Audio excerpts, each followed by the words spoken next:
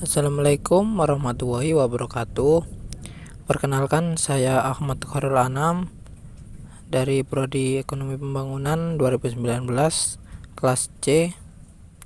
Saya di sini akan menjelaskan tentang pemikiran ekonomi Ibnu Khaldun dalam perspektif Philosophy of Economic Political System. Siapa itu Ibnu Khaldun? Ibnu Khaldun adalah raksasa intelektual yang paling terkemuka di dunia. Ia bukan saja bapak sosiologi tetapi juga bapak ilmu ekonomi karena banyak teori ekonominya yang jauh mendahului Adam Smith dan Ricardo. Artinya ia lebih dari 3 abad mendahului para pemikir barat modern tersebut. Muhammad Hilmi Murad telah menulis sebuah karya ilmiah berjudul Aubul Istiqhat Ibnu Khaldun, artinya bapak ekonomi Ibnu Khaldun. Dalam tulisan tersebut, Ibnu Khaldun dibuktikan secara ilmiah sebagai penggagas pertama ilmu ekonomi secara empiris. Tulisan ini menurut Zainab Al-Khudairi disampaikannya pada simposium tentang Ibnu Khaldun di Mesir 1978. Biografi Ibnu Khaldun. Nama lengkapnya adalah Abdul Al-Rahman bin Muhammad bin Khaldun Al-Hadrawi, dikenal dengan panggilan Waliuddin Abu Zaid Qadhi Al-Qudat. Ia lahir pada tahun 732 Hijriah di Tunis. Ia bermazhab Maliki, muhaddis al-hafiz, pakar usul fikih, sejarawan, pelancong, penulis, dan sastrawan. Saat kecil ia biasa dipanggil dengan nama Abdurrahman, sedangkan Ibnu Zaid adalah panggilan keluarganya. Ia bergelar Waliuddin dan nama populernya adalah Ibnu Khaldun. Gelar Waliuddin merupakan gelar yang diberikan orang sewaktu Ibnu Khaldun mengampu jabatan hakim atau qadli di Mesir.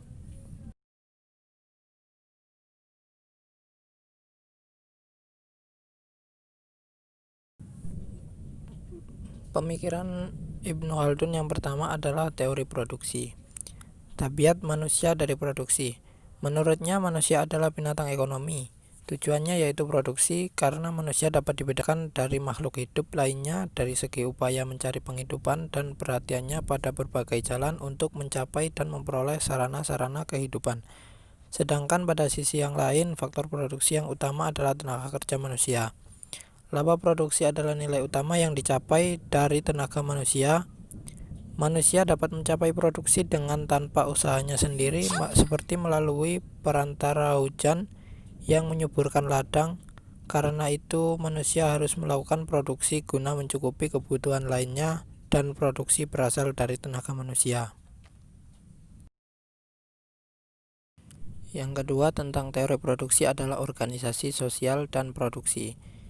Jika manusia ingin hidup dan mencari nafkah, maka ia harus makan. Ia juga harus memproduksi makanannya, karena hanya dengan tenaganya ia tetap bisa mendapatkan makanan. Namun manusia tidak dapat melakukannya sendiri, dapat memproduksi makanan yang cukup untuk kebutuhannya sehari-hari.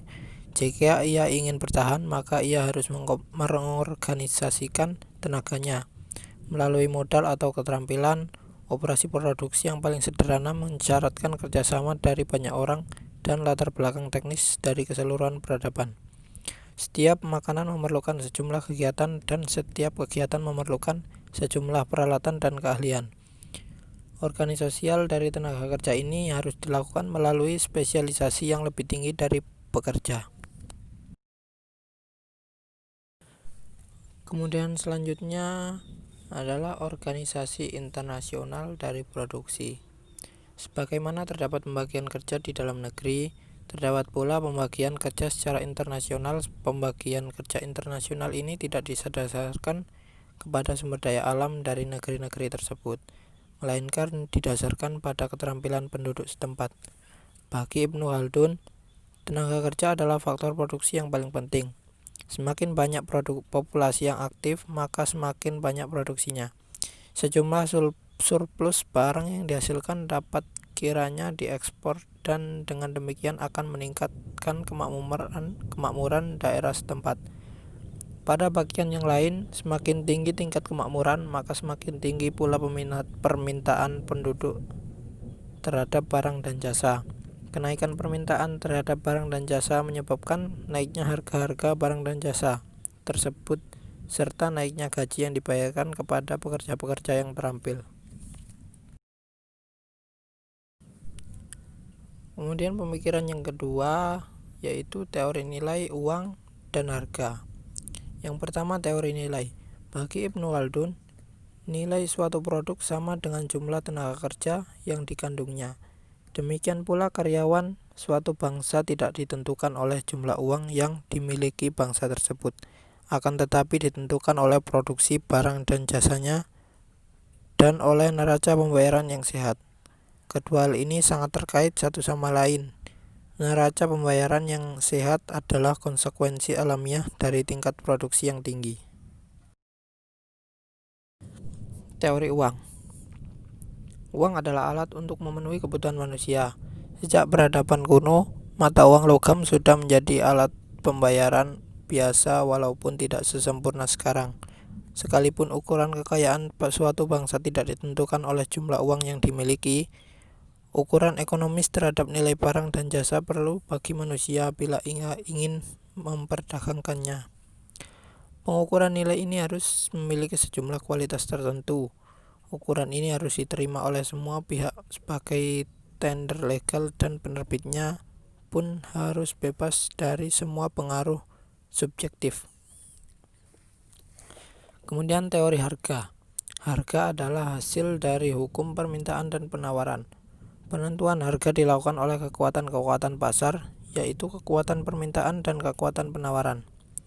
Pertemuan permintaan dengan penawaran tersebut haruslah terjadi secara rela sama rela atau saling rela.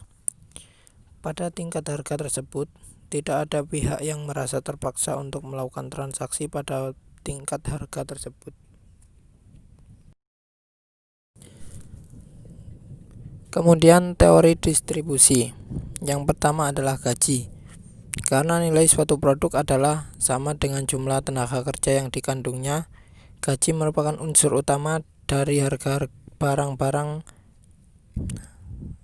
Harga tenaga kerja adalah basis harga suatu barang, namun harga tenaga kerja itu sendiri ditentukan oleh hukum permintaan dan penawaran. Dalam hal ini, semua diserahkan kepada mekanisme pasar. Karena semakin besar gaji yang diperoleh, niscaya semakin menguat pula daya beli yang dimiliki. Kemudian selanjutnya adalah laba. Laba adalah selisih antara harga jual dengan harga beli yang diperoleh oleh pedagang. Namun selisih ini bergantung pada hukum permintaan dan penawaran yang menentukan harga beli melalui gaji dan menentukan harga jual melalui pasar. Bagi Ibnu Khaldun, hakikat perdagangan adalah membeli dengan harga murah dan menjual dengan harga mahal. Hal ini secara umum telah dipraktekkan dengan sistem ekonomi global dengan prinsip modal sekecil mungkin dengan hasil laba sebesar mungkin. Kemudian selanjutnya adalah pajak. Negara merupakan faktor penting dalam produksi, yakni melalui pembelanjaannya yang mampu meningkatkan produksi dan melalui pajaknya akan dapat melemahkan produksi. Pemerintah akan membangun pasar terbesar untuk barang dan jasa yang merupakan sumber utama bagi semua pembangunan. Penurunan belanja negara tidak hanya menyebabkan kegiatan usaha menjadi sepi dan menurunnya keuntungan, tetapi juga mengakibatkan penurunan dalam penerimaan pajak. Kemudian teori siklus. Yang pertama adalah siklus populasi. Produksi ditentukan oleh populasi. Semakin banyak populasi, semakin banyak pula produksinya. Demikian juga semakin besar populasi, semakin besar pula permintaannya terhadap pasar dan semakin besar produksinya. Yang perlu dicermati di sini adalah bahwa populasi sendiri ditentukan oleh produksi. Semakin besar produksi, semakin banyak permintaan terhadap tenaga kerja di pasar. Hal ini akan membawa konsekuensi semakin tinggi gajinya, semakin banyak pekerja yang berminat untuk masuk ke lapangan tersebut dan semakin besar kenaikan populasinya. Akibatnya terdapat suatu proses kumulatif dari pertumbuhan populasi dan produksi. Pertumbuhan ekonomi menentukan pertumbuhan populasi dan sebaliknya. Kemudian siklus keuangan publik. Nomor 1, pengeluaran pemerintah.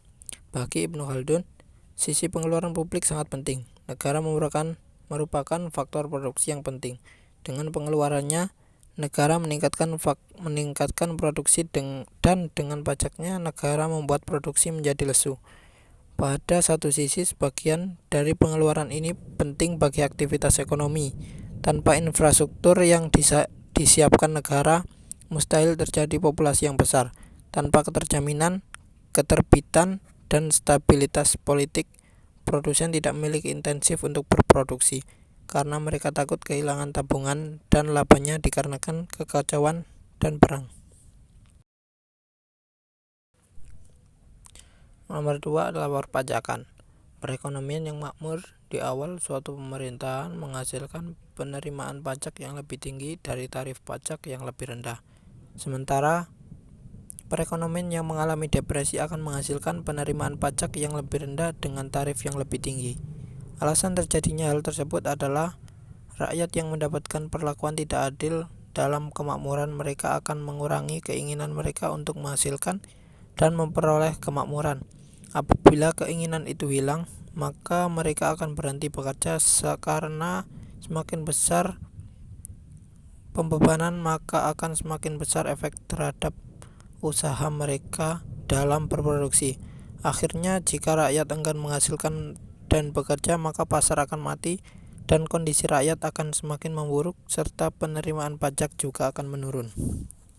Oleh karena itu, Ibnu Khaldun menganjurkan keadilan dalam perpajakan. Pajak yang adil sangat berpengaruh terhadap kemakmuran suatu negara.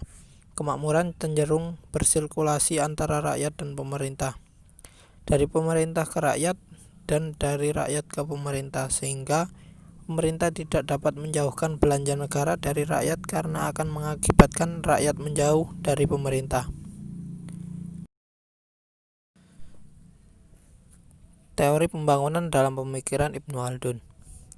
Ungkapan Ibnu Khaldun dalam Muqaddimah yang menjadi sandaran Umar Capra dalam mengilustrasikan lingkaran dinamis yang saling mempengaruhi kemajuan dan kemunduran serta runtuhnya suatu peradaban. Pemerintah atau G tidak dapat memperoleh kekuasaan tanpa adanya manusia atau N. Manusia tidak dapat bertahan tanpa adanya kekayaan atau W. Kekayaan tidak dapat tercipta tanpa adanya pembangunan atau G. G kecil.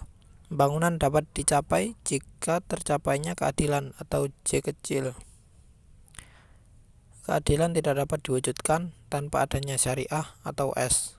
Syariah hanya bisa ditegakkan oleh pemerintah.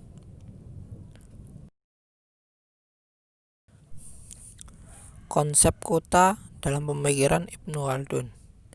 Kota merupakan tahapan pertama munculnya budaya suatu daerah. Karakteristik dan ukuran dari sebuah kota dipengaruhi oleh kekuatan tiap negara tersebut dan juga menentukan kemakmuran.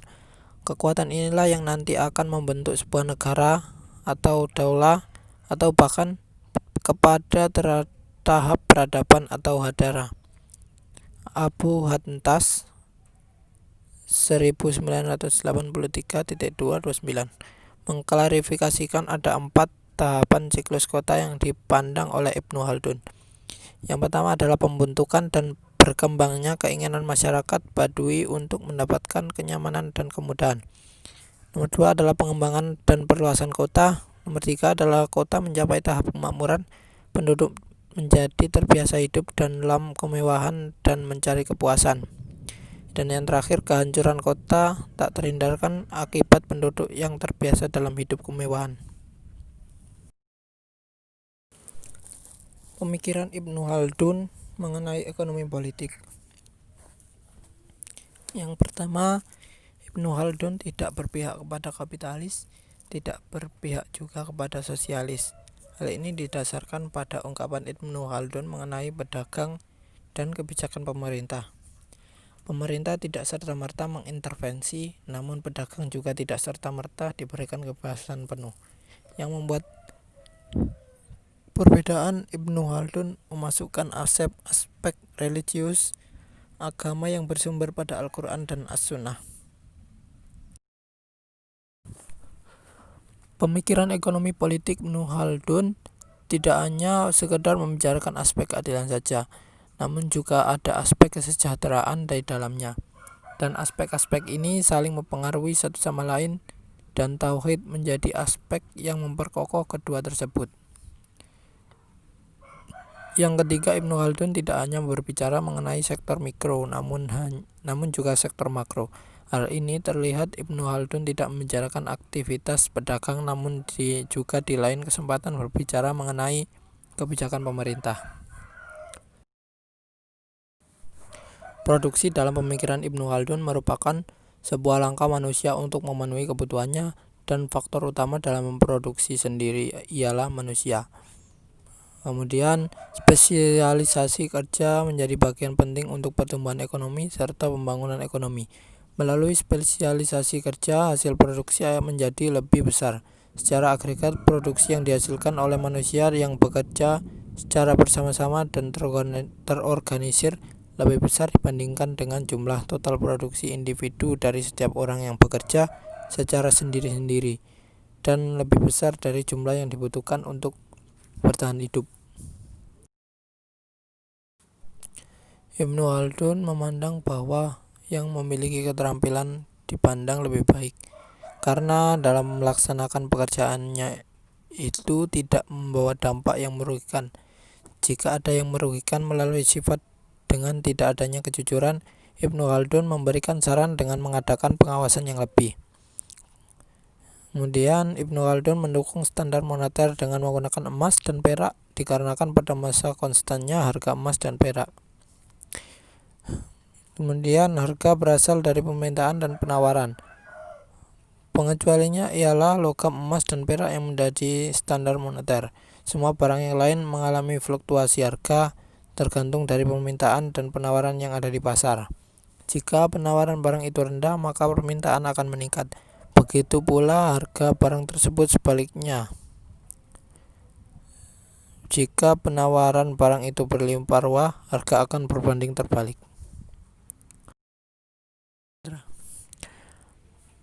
Pajak dalam pemikiran Ibnu Khaldun menjadi penting dalam penerimaan negara, namun pada kesempatan lain tingginya pajak juga dapat menimbulkan kelesuan para pedagang.